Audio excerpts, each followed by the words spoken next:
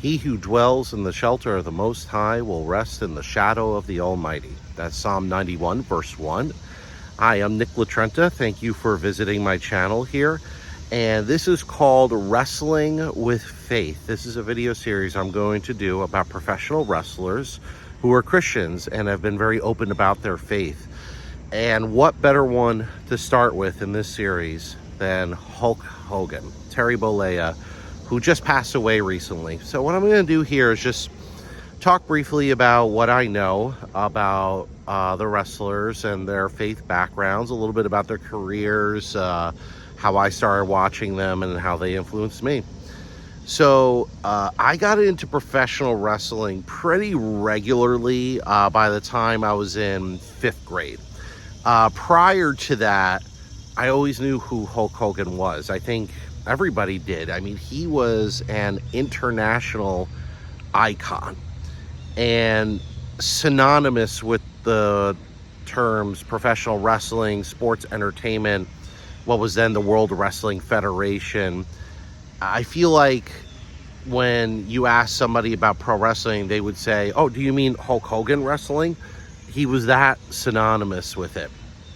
So I remember at a very early age, even before I started watching wrestling consistently in grammar school, I remember knowing who he was, seeing some of his movies.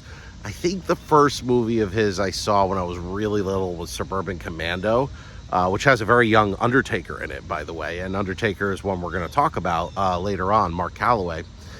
And by the time I had gotten into wrestling, he was in World Championship Wrestling, WCW. It wasn't long after that that he made the big turn and started the NWO. And I would keep up with WCW and the World Wrestling Federation. But I was always what was then a WWF guy.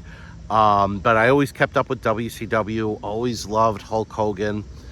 And I think I always loved about Hogan too, particularly prior to him turning heel, as we would call it, was he was, even in the ring, always very open about his faith.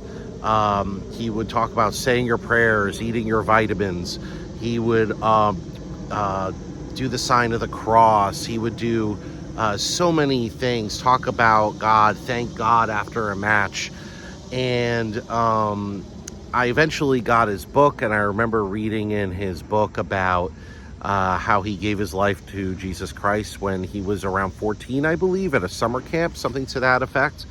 And then later in his life, he became even more open about his faith. And I have a link in the description here of him talking about his faith. Was Terry Bollea a perfect human being? Far, far from it. He said and did some really terrible things, but things that I personally believe he repented for and even received forgiveness for others for. If you look up a quote from Devon Dudley about Hulk Hogan and how he forgave him for something he said, it'd be quite interesting. I don't remember the full quote off the top of my head, so I encourage you to look it up.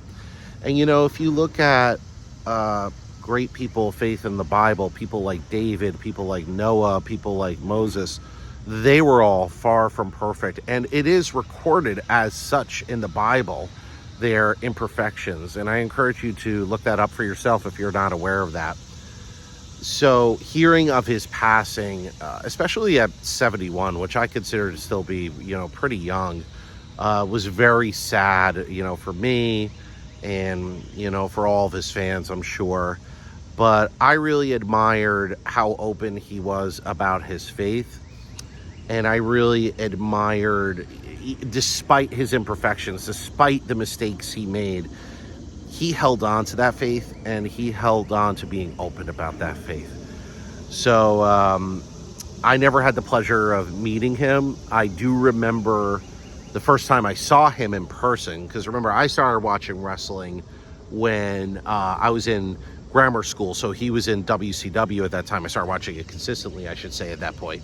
And he returned to the WWF, was it 2002, give or take? Maybe somebody could correct me about that in the comments. And I want to say it was about a week after WrestleMania 18 that I went to a house show in what was then the Continental Airlines Arena.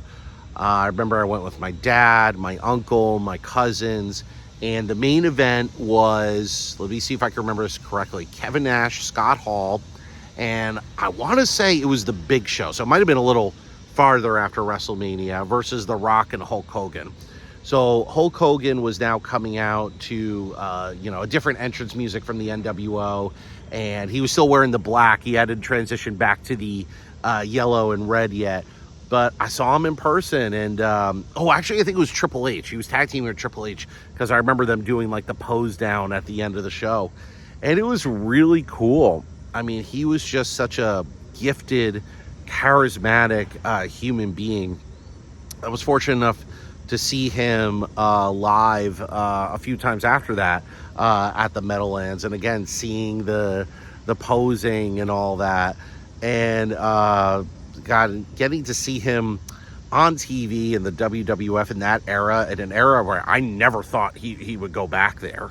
To see that and to see him go back to the red and yellow and then later go back to the Real American entrance theme was really, really cool. I always loved his stuff from the 80s and 90s, of course, his famous match with Andre the Giant.